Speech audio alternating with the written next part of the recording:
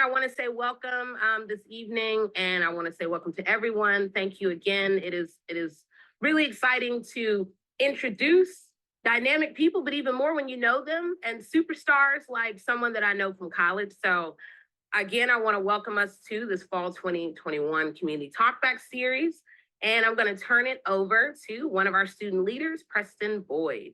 And then by that, then afterwards, then Grant Solomon will be fielding questions. So if you have questions, you can raise your hand or you can place them in the chat.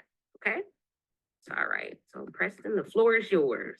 So Mike Woodson began working for Tulane University School of Medicine in June 2017 as the Assistant Director of Admissions, but was promoted to his current role of Director of Admissions in March 2019.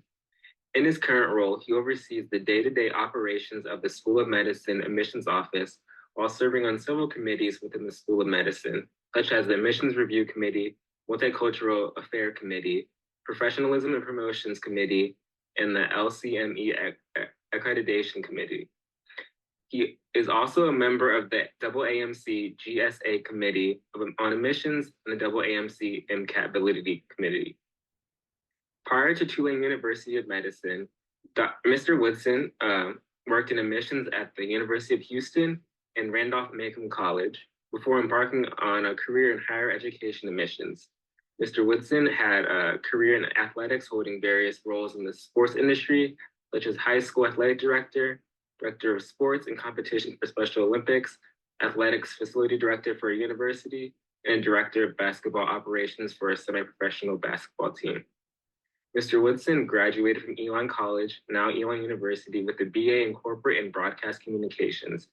He obtained his MS from Virginia Commonwealth University and is currently pursuing his PhD in Higher Education Administration from Liberty University.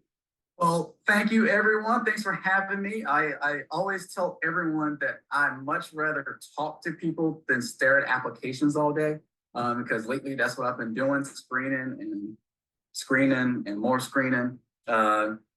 So if you're gonna know, I'm a talker, and I talk with my hands too, so I apologize with that. But I'm a talker, and I have to have something to keep me grounded. So that's why I made a presentation. But it's just a bunch of slides just to y'all all smart kids. I know y'all, I say the kids, young adults, y'all all smart. You like stats, I know that kind of stuff. Y'all are smart. So I got some stuff for you there, but mostly just have a conversation about everything medicine related, medical school related, and kind of how it all relates to you, and if you're in the field you may be interested in. So that's we'll just go from there. So I'm going to share my screen right now. All right, can everyone see kind of a green screen with our little seal on it? All right, perfect. All right, so this is what we're gonna do. I'm gonna start with an overview of kind of the changing US demographics, because that's gonna play into a lot of what I talk about. Kind of, it just relates to the rest of what I'm talking about. Kind of some shift in ideals in our country, and how it affects medical schools and medical school education, and how they've responded to these changing demographics and shift in ideals. And then, if you're interested in medicine, how it relates to you and medical school statistics, medical school admissions, what it means for you, and then applying to medical school. I tell everyone, stay off the internet if you're thinking about applying for medical school, because you're taking advice from people who did not get into medical school. So don't listen to those people. Perfect example, just this week on the internet, someone called and said, hey, someone told me that, I saw on Reddit that Tulane University School of Medicine, y'all already filled up your class. So there's no reason to interview anymore. And we haven't even filled up our summer interview slots. So don't listen to the internet, all right? There's false rumors out there that don't go to it. All right, let's get started. Shift in demographics in the United States. All right, so 1990, probably before a lot of y'all were born. 1990, 1 in 5 people were a race other than white, all right? And then just the last census, they're predicting by 2060, which you guys may think is such a long time away, but it's only 40 years. 1 in 3 people are projected to be another race other than white. Now, the fastest population groups are multiracial groups and then non-Black BIPOC groups. And each of these groups are supposed to double, predicted to double in the next 40 years. And also by 2028, foreign-born share of population, U.S. population, is projected to be higher than any other time in America since 1850. So all of these things are important because that's going to shape how, in this area, the medical school profession and medical profession reacts to a lot of this stuff. So future. So let me throw these other numbers at you real quick. And I'm sure everyone's heard these numbers. By 2033, is suspected to be a physician shortfall between 54,000 and almost 140,000 physicians by 2033. That's not that far away. That is almost 10 years, a little more than 10 years away. And this includes primary and specialty care. And so if the underserved populations experience the same healthcare patterns, and as they're called underserved for a reason, they're underserved, this shortage will increase by an additional 74,000 to 145,000 physicians. This is important because if there's a lot of things that can maybe go wrong in this country, when healthcare goes down, that's a major impact in this country. So just letting you know that they're predicting there's a lot of it's going to be a shortage of physicians. And so why? Population growth. This country, the population is not getting smaller, it's increasing. So population growth. People are living longer. That's a reason also why a large portion of the physician workforce, they're near retirement age. So all these old people are retiring, they need people to fill it in. And then something that no one really brings up to the forefront, except if you're really digging into the weeds, financial Medicare support for residency training has not risen since the 90s. And so what that means essentially is a lot of people think like, oh, we're gonna have this physician shortage. How come medical schools just don't admit more people? Well, you can, but the problem is once you graduate with an MD degree, you match into a residency program. Those programs have not increased. So until that increases, medical schools are not going to increase their application, their application, well, absolutely cool, but they're not going to increase their classes because no one wants to graduate a bunch of MDs and not have them able to find a job. And so essentially residency is a job.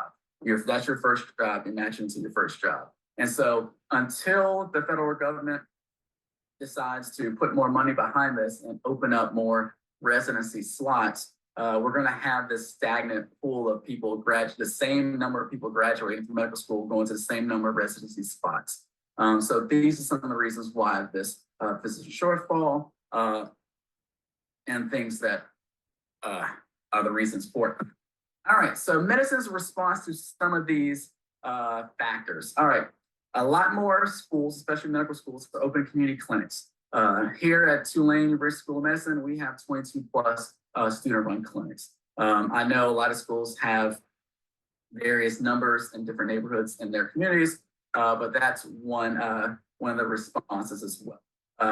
There's been a more focus on preventative medicine, keeping people from going to emergency rooms and going to the hospital. So focusing on nutrition, more focus on exercise.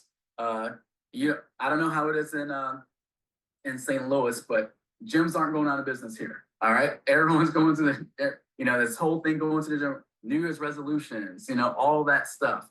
There's a renewed focus on that exercise science part and that nutrition science. Here at our school, we're one of the first schools that had we have a culinary medicine program, essentially. So essentially it works with our students and community members, gets them involved together and work on different ways to learn how to cook better, eat better, and so forth. It's one thing if you're a doctor to tell them someone's with high blood pressure, diabetes, whatever the case may be, to say, you need the diet. you need to change your eating habits. You need to, lose weight. But it's another thing as a doctor, you can really relate to that patient and tell them, this is how you can do it, especially in New Orleans, all right? If anyone been in New Orleans, we got good food, all right? And most of it's not healthy, all right? So, shrimp and grits, muffaladas, all that, jambalaya, I go on and on. But they take a lot of these culinary medicine. I'll just talk about our culinary medicine program. It's really teaching people how to take the foods they already like and how to make it healthier. So there's sort of new emphasis on that. You also see more people pursuing a public health major or a master's in public health. I know when I was in school, there was no such thing as a public health degree, and now a lot of schools are having public health degrees. You're seeing more nursing schools and PA schools opening up to kind of counteract this what medicine's doing, to counteract this population of people who are not being served like they should. And then also in medical education, they've changed the MCAT in 2015. Y'all probably don't know because y'all know what it was like before. But in 2015, they changed the MCAT to include more things, just other than science, testing things like ethics, reasoning, critical thinking skills to expand essentially what a doctor's knowledge should be. I always tell people, yes, you might want the smartest person in the room to be your doctor, but if they can't relate to you as a person, you don't want that person to be your doctor. If they can't connect with you, they can't communicate with you, that's not the doctor you want. And so that's some of the medical school's response for that. And then 2020 hits. And no one needs to rehash what happened in 2020. But two things, as you see on the screen, happened that essentially changed everything, changed our world. And so a lot of things that science and specifically medicine was doing should have, well, I'll say personally, should have been doing before, got ramped up because of these two things in 2020. And so future landscape of the medical profession now includes almost every school now has implicit bias training in front of their faculty. Everyone does that. As I said before, this stuff should have been happening before 2020, but it's happening now a lot more. Cultural competency training, more community engagement. Schools are no longer just kind of in the middle of a community and then not interacting with the community. Communities are expecting more from higher education institutions that are living in their community. Justice, equity, diversity, inclusiveness, JEDI initiatives, that's becoming more and more prominent in schools, especially in medical schools. I know for a lot of our accreditation standards now includes a lot of these standards. And then there's more focuses on these issues in the medical school admissions process. No longer is it medical school, majority of medical schools, I'm not gonna say all, the majority of medical schools, no longer that they're just saying they want robots, all right? They want people that can relate to a patient population, especially the patient population that's changing that's in the changing demographics. So it's no longer you can do things that you did 10 years ago, 15 years, not even 5 years ago. And so they need more people in the pipeline to address these issues. So because of this, you're seeing more and more people want to be a doctor. No longer is this thing, you have this dream of, this picture of what a doctor looks like, what they sound like, what they're like. More people are picturing themselves becoming a doctor, physician. And so last application cycle, 7,500 more people applied to medical school than the previous year. That was an 18% increase. Each year before 2020, you usually got 2 to 3%, 18% last year. More than 20 schools, so a 25 or more percent increase in the applications. You also saw an increase in people applying and getting the fee assistance program, the WMC offers, 63% increase in that. And I know in undergrad, there was this huge talk about like test optional schools. I know a lot of schools may have went test optional. So that kind of like trickled up to the medical schools, like, oh, y'all going test optional.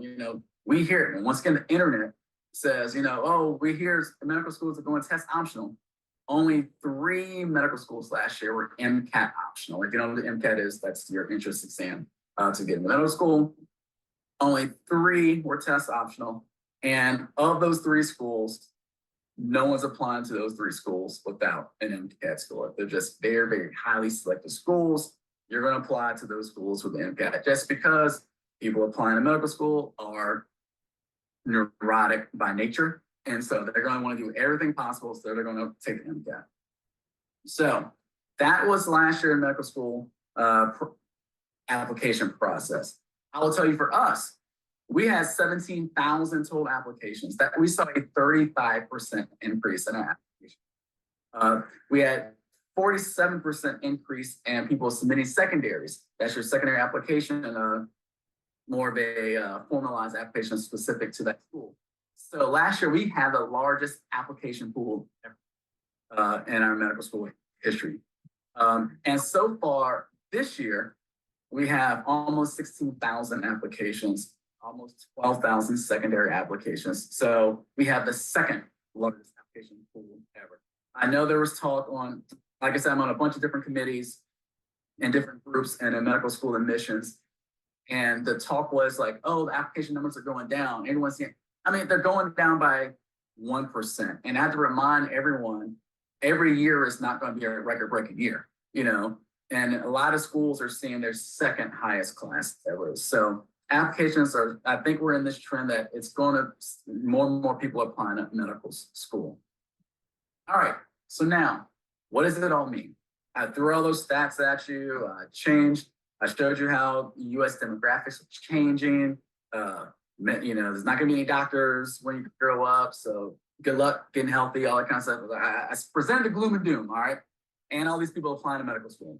What does that mean to you? Now, if you're applying to medical school, this is what the internet tells you. All right, you have to have perfect grades and perfect MCAT scores. 4.0, 520 and above MCAT score. They only take applicants from the best school. You guys have no problem. Did y'all go to one of the best schools? Watch you. Y'all got no problems. All right, I'll get to that later. You need tons of research to apply to medical school. It only cares about science majors. And I don't care what other stuff you did in undergrad or in high school or in your life. No one cares about it because they only care about science stuff. They don't care about that non-medical activities. Well, I will let you know. And this is the good thing about being on these committees. You get all these insider fun facts. Every year, there's 10% of applicants with that 520 and higher MCAT scores with a 3.9 and above GPA that don't get into any medical school. So stats is not just stats, all right? Just think about that. The smartest are smart, the brightest are bright, don't get into medical school. All right. Hundreds of schools, undergrad schools, are represented each year in medical schools. This past year, we had 105 different undergrad schools represented, and we have a class of 190. So out of that 190, 105 different schools in our medical school. Quality of the activity is way more important than the quantity of your activities. Everyone knows this person. I'm not going to say it's you guys, but everyone knows this person who, when they're applying to college, and by their junior year, they decide to join every single club organization just so it looks good on an application. Everybody know that, right? I'm not saying it's you. I'm saying it's one of your friends. In admissions, undergrad and in medical school, we all see through that, all right? Quality is better than quantity. Only care about science majors. I know this past year, I think it was about 18%. Each year for our medical school, we get about 15 to 25% of our incoming students are non-science majors. So don't think that in your head you have to be. And I know neuroscience is the big craze right now. It doesn't have to be the case, all right? And then only care about does not care about non-medical activities. Almost everyone in the medical school community now, just of all the conferences I've been to and the talks I've seen, they are practicing more and more holistic admissions. And what that means is they're looking at all activities, all parts of your application are considered and matter. All right, and so because of all that, I like to share a little fun facts about some of our incoming students, our matriculated students these past 2 years. We've had college athletes. Every year we get a handful of college athletes, former D1 or D3, doesn't matter, college athletes. Musicians, artists, people who drama majors, perform in plays, comedians. For some reason, each year we had a comedian that did stand-up comedy in our medical school class. Drum major on the left-hand side there, he was a drum major at Ohio State, is in our medical school class. We had someone that actually lived on a sailboat for a year. So different types of people are entering medical schools, and medical schools are looking for these type of people just so they can connect to the different types of populations that they're going to serve. Military people, a bunch of military people going back, going to medical school. Years before this, we had Miss Louisiana. I think she just graduated last year. She was in our medical school class. We had someone who was on The Voice in our medical school class. He's a third year now. So all different types of people can be physicians. So don't think you have to be typecast as this, sounding like this, looking like this, being like this, to try to go for medicine. You can be yourself. Take away anything from this, be yourself. Just be yourself. All right, so if you're thinking about applying to medical school, and I said this earlier, I don't know if everyone heard this. I give this talk from the standpoint of, I'm an admissions counselor first. I love admissions. I love helping people figure it out. I just happen to work at Tulane. So I'm giving this to broadly. And like I said, I talk to plenty other admissions people at different medical schools, and we all pretty much say the exact same thing. All right, so when you're thinking about applying, where do you start? And I always tell people, start with self-reflection. And it's going to sound like rainbows and unicorns, but why do you want to be a doctor? It may sound simple, all right? But I will tell you right now, go deeper than my parents were doctors. All my friends are going to medical school, so I want to go to medical school. They make a lot of money. I've heard that. And these are all things I've heard, that people told me. They make a lot of money, great lifestyle. Someone said before that it's a guaranteed job. Someone said, it's a job that's not going to go anywhere because everyone's going to be a doctor. It's true, but that's not the reason you should want to go to medical school and be a doctor.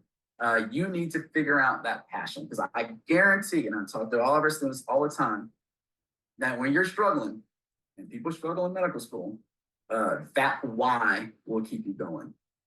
It's not going to be, well, that's what the family does. That's what we do in the family. We're a doctor, so I got to be a doctor. That's not going to keep you going. When you have to be on your 30-year rotation and you have to scrub in for a surgery thing at 4 a.m, that's not going to keep you going, because, I love the show Scrubs, or I love Grey's Anatomy. Those are also examples that I've heard before. You really need to dig deep and figure out why you want to be a doctor. And most people say, because I want to help people. And that is a noble answer. But once again, dig deeper. Why medicine to help people? There are plenty of other ways to help people, but why medicine to help people? And specifically, why physician to help people? You can be a nurse, you can be a PA, you can be a tech, you can do all those things to help people in medicine. Why physician to help people? Just really, really think about that. And so once you're done that self-reflection, then you're like, all right, I got my reasons. I want to be a doctor. Then you start doing your homework. MSAR, medical school admissions requirements. It's on the AAMC website. Everyone who's applying to medical school should look at this website. I know it says stay off the internet. This is the only internet site you need to look at, AAMC. They're the people who write the MCAT exam. They're the ones that that made up essentially the common app for medical schools, the AMCAS. They are the ones that we're all members of the AAMC. We go to their conferences. We all, it's all a uniform thing right here. The MSAR collects the data of every single medical school in America and Canada, and they give you all the data you need. Essentially, average MCAT scores, average GPAs for the past 3 years, demographics, how it is gender balanced, how is it racially balanced.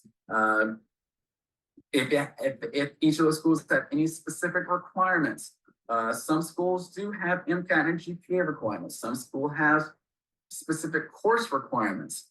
You need to look at those. I'll tell you right now, it's just my opinion. If you repeat it, and I'll still repeat it, I don't care. I truly think if you're doing holistic admissions, you shouldn't have requirements. You need to look at everything holistically.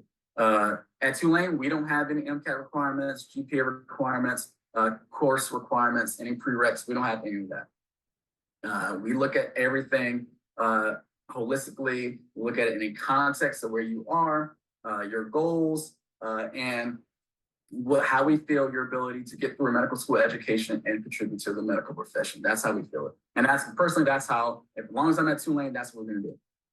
But schools are different. And I'm not faulting those schools, but it's saying some of the MSAR website is a great website to look at kind of what the school's looking for, their requirements and so forth. Go to school websites. Every medical school got a website, all right? And I will tell you one thing, and people at my school hate me for saying this. Doctors are good at doing doctor stuff, but they're horrible at doing other stuff, all right? And I say that because most of these web schools, these websites, medical schools, somehow a doctor was in charge of making up their website. So all these websites are horrible. I'm just telling you, ours included, horrible, all right?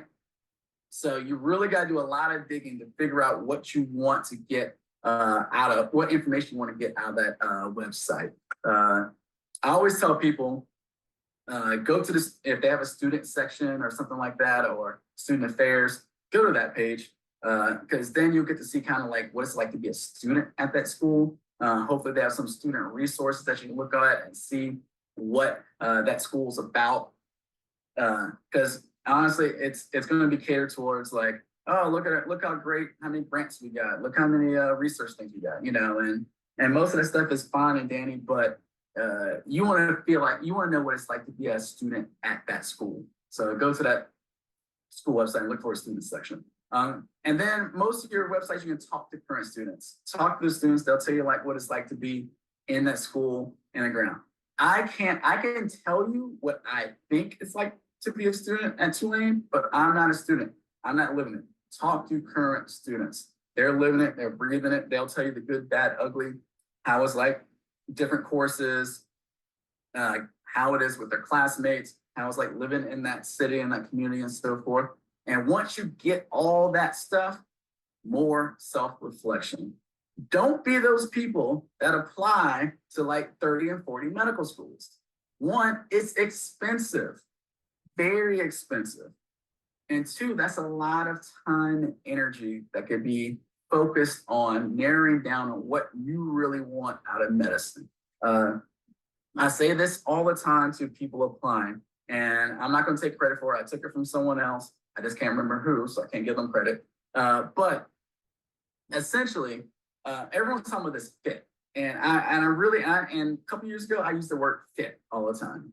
And I'm getting out of that. I'm evolving that, because it can't just be fit. I think people use fit to sometimes keep people out of places they don't want people to be in. It's like, oh, this person doesn't fit in with us, And so it's much more than that. I want to say it's mission match. Your mission is, of course, to become a doctor. But what are the things you want to get out of your medical school education? What do you want? Not just the academic stuff. What other stuff? I always say the stuff outside the textbooks. What do you want? How do you want that stuff to contribute to who you are as a physician? And so that's your mission. And so then you take that mission and see if the school's mission matches up with that. That's a mission match. So if you want to do all this stuff and the school can't offer it, why are you applying to that school? You should not. That's what it's talking about. That's why you need that more self-reflection. to figure out what you want to get out of that your medical school experience and what you want to get in that education, that medical school education. And that's the mission match. Because what happens is a lot of people spend a lot of time catering their application to what they think the medical school wants to hear. And guess what? You have zero clue what a medical school wants. It's done by design. All right. I will tell you right now, I'm not going to tell you exactly what Tulane wants because I don't want you to go out and try to do that. I want it to be organic. Because then if you naturally do this stuff, and this is what we're looking for, that's a mission match. If you're doing this stuff, like I said, in high school, you're just checking all your boxes and trying to add all this stuff because you think that's what medical schools want to look for, and you think you're a square peg, but and you think medical schools want a square peg, but they actually want a triangle, then you're wasting a lot of time and resources when you just be yourself. Do the things you're passionate about. Do the things you want to do.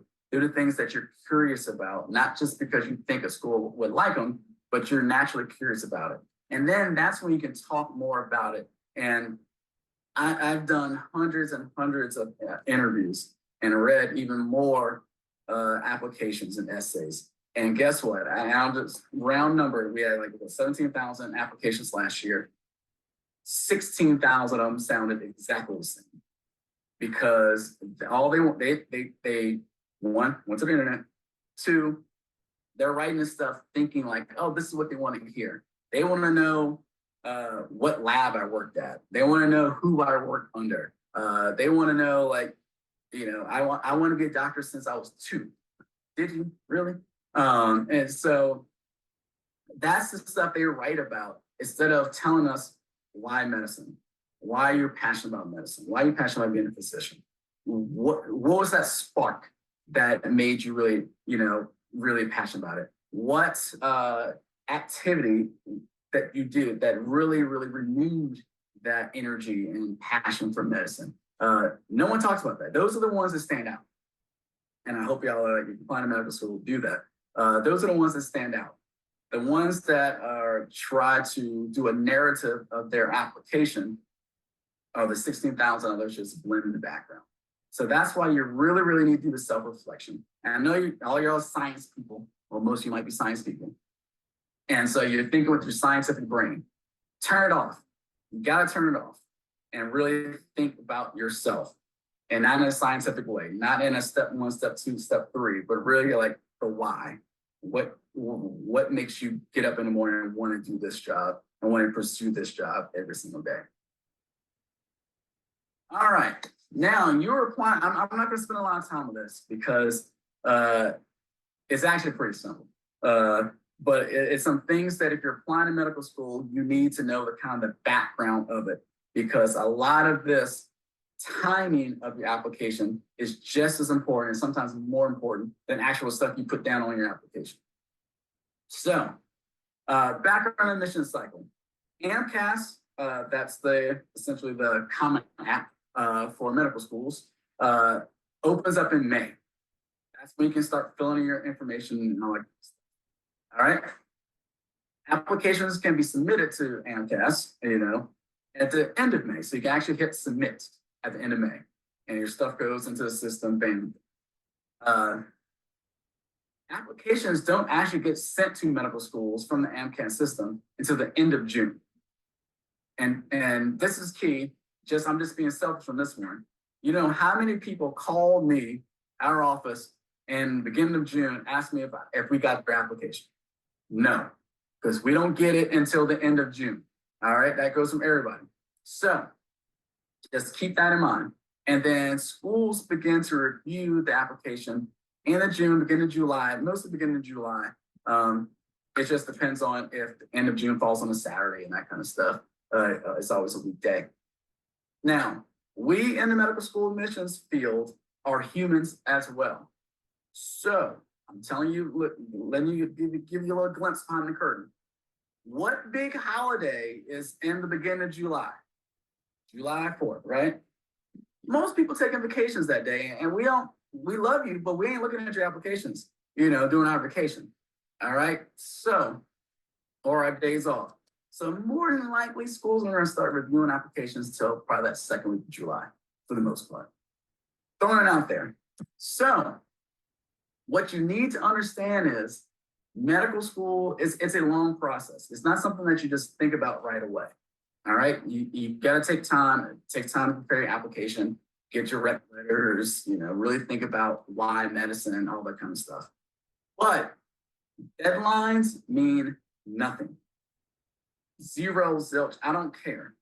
If a medical school says our application deadline is December 15th, and you wait till December 14th to apply, guess what? You are donating whatever their application fee is to that school, because you will not, well, take that back.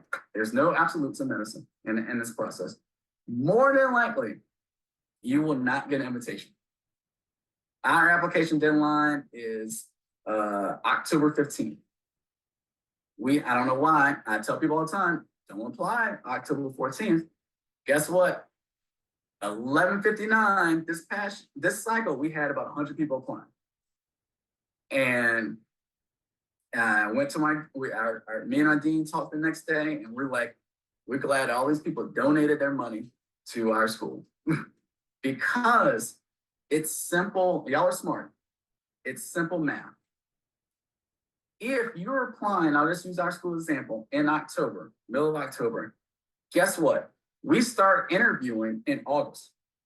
We're halfway through our interviews by October hits. So the chances of you now getting an interview have reduced by half. And we got almost 17,000 applications. And now you're at the back of the line in that review process. We're not going to get to the application until maybe a month after you submit the application. So you submit in August, middle of August. We're not reviewing it until middle of November. Guess what? You got Thanksgiving, you got the Christmas holidays, all that stuff. Schools closed. So these late ones may not get reviewed till December, really reviewed December, maybe January. Now we're 2/3 through our interviews. It's going to be pretty hard to get an interview invite on that timeline. So that's why we stress everyone apply early. And this is not just for our school. This goes for every single medical school out there. They will tell you, don't wait till the application deadline. But there are some schools that have application deadlines in January. We used to have one in January. That's why I felt bad taking people's money. I was like, we just need to move the application up, because if you're applying January, it's not going to matter. Let's just move it up. And so that's why these schools have these applications. Don't apply at that time. And then you hurry up and wait. It's just like you do all this stuff to apply, and then you just wait. Let the process play out. I know you're anxious. Just let the process play out. So my suggestion, and almost everyone's suggestion in medical school, submit your stuff, have your stuff ready by June 1st. That's almost universal. Have it by June 1st. And that's even if you haven't taken the MCAT. All right, so just think June 1st and think backward for that June 1st date. If you're asking people for rec letters, faculty members for rec letters, don't be waiting until May 30th. All right, I see Dr. Mustakeem right now shaking her head. Don't be waiting May 30th and then say you need a rush by June 1st. I guarantee it won't happen. I get asked to write rec letters all the time for stuff, and you better give me a ample amount of time. And then think about all potential applications, activities on your application. Get out of this blinders of I'm applying to medical school. They only care about research and science. There are plenty other things that make you who you are as a person. There's 3 groups that usually leave this off of their application: athletes, people in fraternities and sororities, and people who have to work during college. For some reason, they don't want to tell us that information. And those are all 3 important things in their lives that help them, make them, and shape them who they are as a person. So don't leave those off. I tell everyone, don't oversell stuff in your application if it meant nothing to you, and don't undersell stuff if it had an important impact in your life. Okay, don't leave that stuff off your application. And other things to consider, just throw your all activities. social media, I'm going to get to that a little bit later, and then retaking the MCAT, just freaking off that. All right, I'm going to just briefly go this social media thing because I know y'all think it's my social media. You know, you shouldn't be looking at it. It shouldn't matter. It matters. It's not that schools are going out and like combing your social media, but I'll just give you this one example. And I'm only gonna give examples of stuff that I've seen. So it was like 3 years ago, I was reviewing applications and I was looking at this one particular applicant. And when you apply to middle school, you submit a picture, you're like a profile picture. No one's saying that you need to like pay hundreds of dollars to get a professional done. You just do a picture, all right? And so looking at this picture, I was like, this doesn't look like the most professional setting. This person was in a club. I'll just say it like that. They were in a club, all right? And so I'm like, why would someone submit this picture for medical school? So, you know, I was curious. I Googled their name. And the first thing came up was their Twitter profile. Stupid them. It was set up public, not private. So I clicked on it. Guess what was all on their social media posts? I'll just say doing illegal activities. I'll just say that, all right? All in their Twitter. So I am not judging the person on what their activities they did. I am judging them on their professional judgment. Now, if you think that professionally that's a good representation of you for a medical school, then guess what? I can't trust you when you're in a patient's room to be the most professional with that patient. I can't trust your professional judgment if little things like that. So am I saying that you need to go scrub all your social media stuff? No, be you. But just think professional judgment, all right? Or set the damn thing to private, all right? Just do that, all right? But just think about professional judgment because in medical schools, from day one, our medical students have patients from day one. So whether it's in the student-run clinics, when it's receptor clinics, they're seeing patients. And all of our ceremonies, their first day orientation, we tell them, you are in the medical profession now. So that's when we want to make sure once you enter your first year medical school, you have good professional judgment. And so that's the things when I talk about social media and all the aspects of the application, just think about that stuff. All right, worst case scenario. Plan Bs. I will never, ever, ever tell someone to not apply to a DO school because what do you call someone who graduates from DO school? A doctor. What do you call someone who graduates from MD school? A doctor. We have DOs that teach at our medical school. They are doctors. Same thing. So if you want to be a professional, I'll never tell someone that. If you're retaking an MCAT, don't be one of these idiots that in the beginning to take the MCAT just say, I want to see how it is. It's almost an 8-hour test, and you got to pay a lot of money for it. I don't know how much time and energy and resources you guys have, but I can find better things to do with my money and 8 hours of my day just to take it, just to see how it is. And I will tell you that a lot of schools, red flags start popping up if you take the MCAT multiple times. So now, and they don't know if you're taking it just to take it, you know, so here's a scenario. You take it just to take it, all right? So that's your first take. Now, or you know what to test out. Now you're going to study and study. Take it again. Take 2. All right, you took it night. Now, I think I could get a better score. So I'm going to take it again. 3 takes. A lot of schools, 3 takes is their red flag. And I've seen it, and sometimes they'll put it on their website. 3 takes is their, and so you can have a 520. You get that 520 in your third take, they're not going to look at you because you've taken it 3 times. So our multicultural affairs director, Miss Vanetta Horn, she says it the best. When you're applying to medical school, think of that as your mixtape. All right, that is your mixtape, and you need to be the best version of yourself to land that record contract. All right, and so you're not on your mixtape. doing first take, second take, third take. You gotta be like, one take, all right? One take. That's what your goal should be. Post-bac and MS programs, there's pros and cons to both of them. I'm not gonna dwell too much in that, but let's say they can enhance your application, but keep in mind, master's programs are designed for you to do well, essentially. Because guess what? Most of these places, if you get less than 2 Bs, you keep up the program anyway. So they're not going to be showing up anymore. So almost everyone that graduates from a master's program has a good master's GPA. All right, so just think about that. So you have to do very well in your master's program. And also other activities, working in healthcare, teaching, volunteering, all that stuff gets you that experience that you might want for medical. All right, I know I rambled on a lot. We covered a lot of stuff. I apologize. I want to be done with this in about like 10 minutes ago, but I just got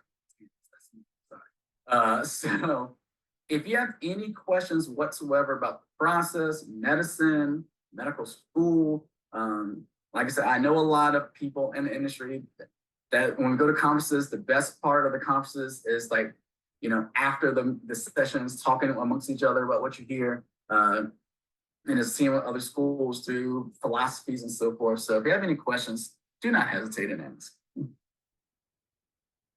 If you have a question, you can raise your hand, or Grant can go ahead and start fielding some of the questions that we've compiled.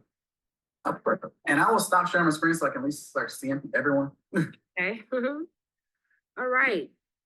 Thank you for that. That was definitely informative to be up to date in real time. Where are we? And that's a lot of paperwork. 17,000? Woo! It's a lot. That's a lot, and a lot of personalities to sort of really consider. So, all right, Arian. Yeah, I had a question. First of all, thank you so much for coming to speak with us today or tonight. My first question for you was, what's the most interesting admissions essay that you've read? I would say the most interesting, well, so the central themes are the most interesting ones, are the ones that are willing to be a little bit vulnerable, and ones that aren't afraid to really be themselves. And the one that stands out the most is, I remember this 4 years ago, and I really wanted this student to come here, but she ended up going to Carolina. And actually, I emailed her once a year just to keep up with her to see how she's doing. And her essay essentially was the moment she thought that, she really wanted to be a doctor was when she was a teenager, and she went to the pool with her friend, and her friend had her, and she wrote about all this stuff. Her friend had her first menstrual cycle, and how she had to teach her friend how to use a feminine product. And at first I'm like, huh? Yeah. But as I was reading this, I was like, she was talking and really connecting with helping her friend, get through the situation, not embarrassing her friend, but also trying to teach her, honestly, something medical, all this stuff, and how that was a spark in her that that's what she wants to do with other people, help them through these vulnerable times when they're in, when not embarrass them, not ridicule them, but really help them in a medical situation in a way that helps them the best. And I was like, you know what? I get it now. And at first, I stopped reading. I was like, this is a little too weird. But when she came and interviewed, you can tell that was her personality. So you can actually tell that the person who was coming off that page was the actual person. That's what she honestly, truly believed in. And so that was the one that really stands out the most to me. And I also like to say that because no one's going to copy that. So there you go. Will, you had your hand up. Yeah, I had a question related to applying to medical school. So do students ever talk about in their activity session some of the hobbies they have? So for example, I read a lot in my spare time because that's something that I enjoy a lot, just like reading fiction books and things like that. Do students ever talk about those things that aren't formal extracurricular activities? All the time. They talk about their reading. They talk about, I guess the pandemic, everyone thought they're gonna be a chef, so everyone talks about, cooking and baking and that kind of stuff. They talk about hiking. They talk about, so that's where you really know you start to, get to feel like what the person's about. Everyone applying medicine, they're gonna, it's like, oh, I volunteered to work in the hospital. I shadowed, I scribed, I did research. They got all that stuff. We got all that stuff. We want to know the other stuff, that makes who you are. Every greeting I say before our interview days, we don't want robots, and if you're a robot, I don't want you here. I want actual people. And so, yes, it's good to talk about that other stuff. Thank you so much. No problem. All right, Grant, you want to maybe read off the list if there's any other question on there that could be? Yeah, Okay. I can begin. I guess the first question that I want to ask kind of surrounds Mr. Woodston's early experiences with Tulane. So how you ended up considering Tulane as an option and why you ended up deciding to actually work there at Tulane. Okay. Actually, it's funny. I get this question every time I interview someone. They're like, "Oh, what's your story? How'd you get into Tulane?" And I wish I had a grand story. But honestly, my wife got a job at Tulane before I got the job at Tulane. And so it was, instead of a longest, relationship, I was like, I guess I should work and at Tulane. Well, I work in New Orleans. And so I was working undergrad admissions. And when we moved to New Orleans, I had a lot of different options to either stay in undergrad admissions at different schools. But then I saw this opportunity for medical school admissions. And it was different. And honestly, I didn't know what to think about it because, like I said, all transparency, I thought anyone applying to medical school is weird. All right. And so I was like, oh my gosh, these people with no personalities, these robots. I mean, gosh, I can't deal with that, But I also thought I took it as an opportunity that possibly I can help change the medical profession.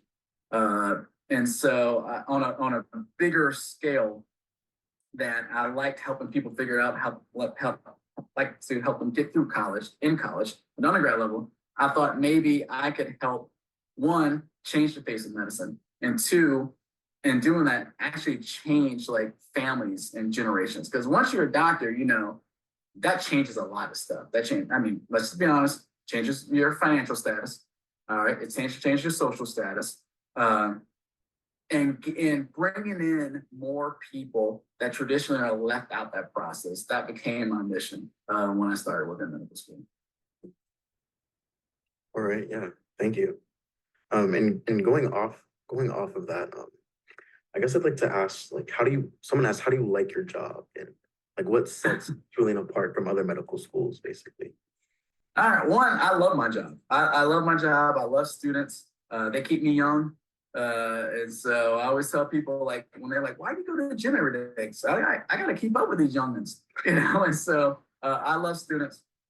I love the energy they bring. I love the insight they have, the different ideas. Sometimes when I think I figured it all out, they'll say something. I'm like, man, I'm old, that kind of stuff. But and I don't say what sets us apart than most med schools is. And once again, I'll go back to our students, just because we try very hard to have a very diverse set of ideals, backgrounds, everything coming into our medical school. So as I said before, we had someone who was on The Voice. We had Miss Louisiana. We have college athletes. We have painters, singers. We had someone who was touring a band and had to defer his medical admissions for 2 years because he's on tour. All these things that people you wouldn't necessarily think would be doctors or going to be doctors. That's what I think sets us apart. And honestly, to be in New Orleans, you have to be a little different. All right, it's a very, very laid back city.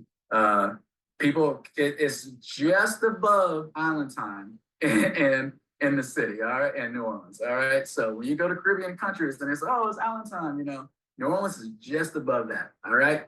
So you have to have this laid back atmosphere about yourself. You can't take yourself too seriously.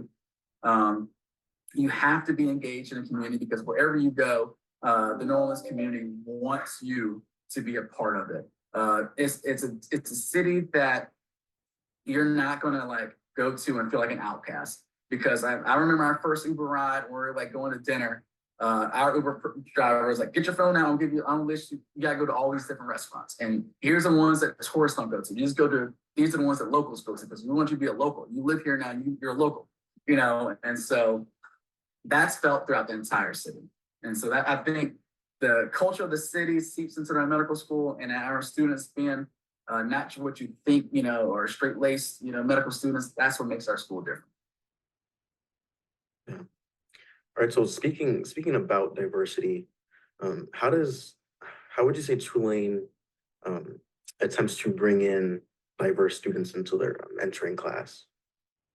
All right, it helps that because we look for it and we actively seek it out. It helps that that's one of my goals. That's one of our goals, and it's the great thing about being on the admissions committee. You get to pick the people who are on the committee. So you pick people with like minds, like similar goals and visions for the school. And so you just actively seek it out. I don't believe in this. I mean, the stats are the stats. Black males, the same number of black males that applied to, the percentage of black males that apply to medical schools today is exact same from 1970, I think. You know, it hasn't gone up. And so a lot of people will tell you that, oh, they're not applying, so the percentage is small. That's why, you know, we're not admitting them.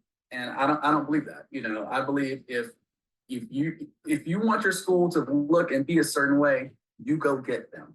And if you want a diverse class gender-wise, I will tell you right now, we interview pretty much the same male-female genders because we want almost a 50-50 class each year. You know, and so you can actively do it. You can do it, you know, if that's what you want to do. I used to take martial arts way back when, and my martial arts instructor told me all the time, people in life are going to do what they want to do, you know, and not make excuses for it, you know. And so if as a school, if you believe this, you're just going to do it. And so that's how we actively do it. Okay. And have there only been any years where Tulane has like specifically struggled with trying to bring in diversity, and do they work with any programs that try to get diverse students into medical schools as well? Okay, yeah. So like I've been here for 5 years, and I will tell you because like I say, Miss Netterhorn, now she's assistant dean of multicultural for the whole school, for the medical school, and me and her work hand in hand with recruiting students and going to different schools and looking at applications and that kind of stuff. And she started in the medical school, I think a year or two before I got there.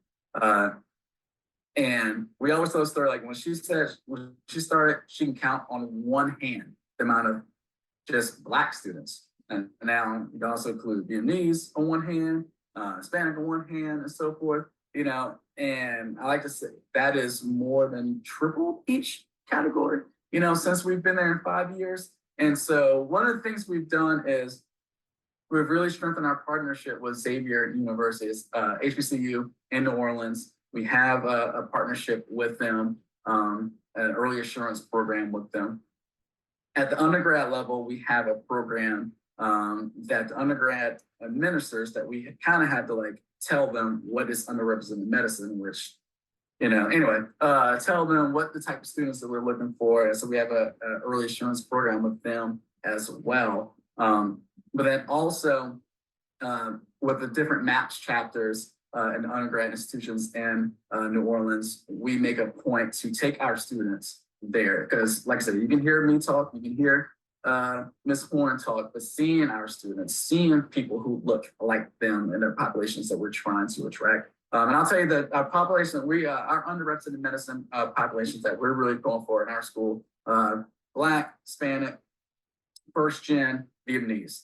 That's our target population for underrepresented medicine. That's what we're going for. We listed on our LCME accreditation. That's what we're going for. And so those are the different programs that we do to try to get those students to come to us. But I also say it's very hard because the big elephant in the room is we pretty expensive. You know, we are one of the top most expensive medical schools in the country. And our office fights that all the time. As far as, please don't raise tuition again. Can we get more scholarship money? Can we do this? Can we do that? And so that's a struggle. And honestly, just our price tag is prohibitive for people even looking at us, just because, let's be honest, you get a private school that's very expensive, you automatically have this conception about what this school is about. And so it's fighting that battle of like, yes, we're expensive, but we really do all these great things. And we really have a good student population that cares about the community. And they're not all just rich, trust fund babies. So once those students are there, are there any initiatives that Tulane has to specifically support Black students or other underrepresented minorities? Yes.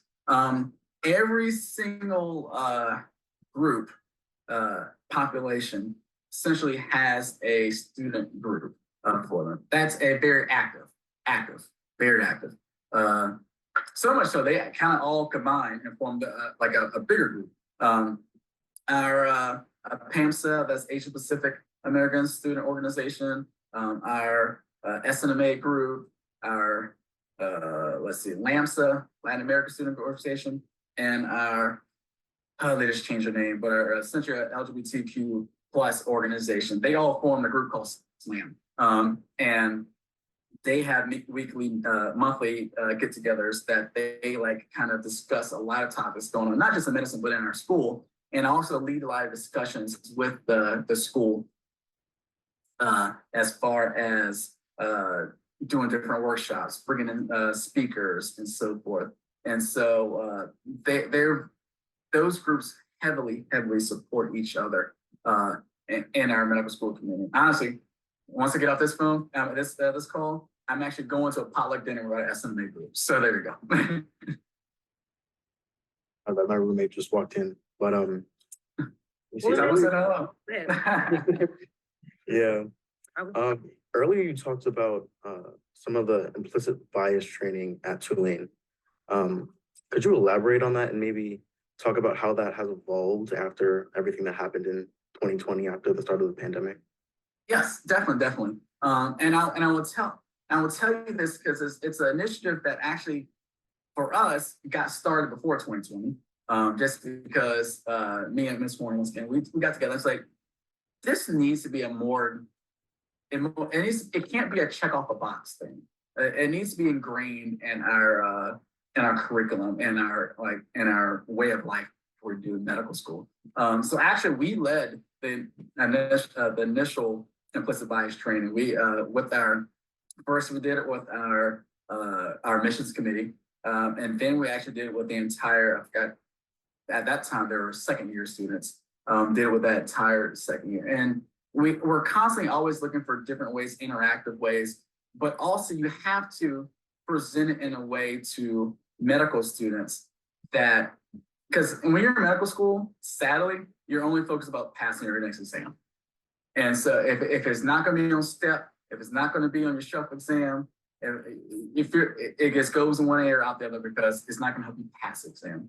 But it's really honing in to them that, look, and I say it too when I lead a couple of discussions, none of this stuff is going to help you pass your exams, your shelf exam, but I guarantee it will make you a better doctor, and so you're really focusing on that aspect. Once again, the lessons outside the textbook. And so we've brought in different speakers to come in. We've done a lot of different exercises and really got them opened up, because a lot of people, sometimes you think that someone else is not listening, or you think that they don't care, but when some people share their stories, you start connecting classmates with people that they didn't even think, like, oh, I didn't even know. One, maybe they said, oh, I didn't even know that about you. Or two, someone may be too quiet, say, no, that happened to me too. And you can kind of like share those stories and kind of connect, besides just being a medical school student. Another question we have, can you speak on sort of the future of race and medical education in terms of diversity at medical schools and like how race is talked about on medical school campuses? Definitely. And that is something, honestly, I don't know. I can't predict that because sadly, the society we live in, if it's not going to be a hot button topic next year, then people may de-emphasize it. And that's the sad thing about it. And so that's why you have to constantly get it in. It has to be ingrained in the curriculum. And for example, if students are taught that when they're presenting a patient to an attending, it's always African American male, 20, this, and so that means that automatically gives you that it gives you this outlook on this patient, and almost that implicit bias starts doing it. And a good friend of mine who's also part of medical education here, and he always says, like, why do you need to start off presenting the race? Why can't you say male 20s diabetic? Because as soon as you say black male, rightly or wrongly, some of these older people might have their conception of that patient totally turns into, all right, non-combative, not gonna listen, this. And so just taking that description out would help. Secondly, and we've seen it starting to look back on a lot of the research that's been done on race in medicine, because a lot of it's been, quite frankly, racist. It's been based on assumptions that the research was done in 30s and 40s, and all the research is built up on that, and no one stopped to say, you know what? Why did they only do this? Why did this population, and why did you automatically think that Black people, they have a low tolerance for pain? So, that's why they always want pain meds. You can't give Black people pain meds because they have a low tolerance. They need to suck it up, because it's based on this research from 30s and 40s that honestly makes zero sense, that kind of stuff.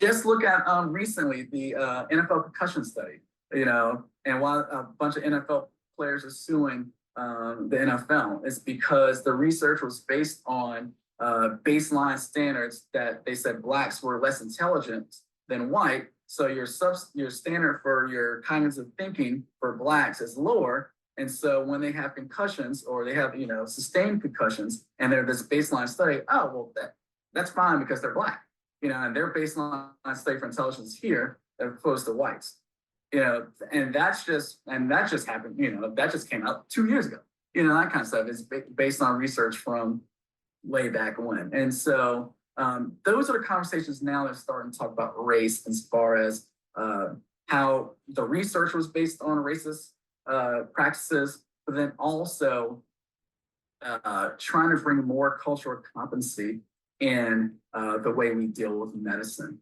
Because so many times you as a physician, I'm not a physician, all right? I'm not a physician, nor I'm crazy enough to want to even go through that because y'all are crazy, but for the most part, you have, when you go there and presenting a patient or you're talking to a patient, you were taught to look at it through your eyes versus looking at it through their eyes. And so that's why you see that shift starting to take place now. And I think race, ethnicity, that plays a huge part in it as well.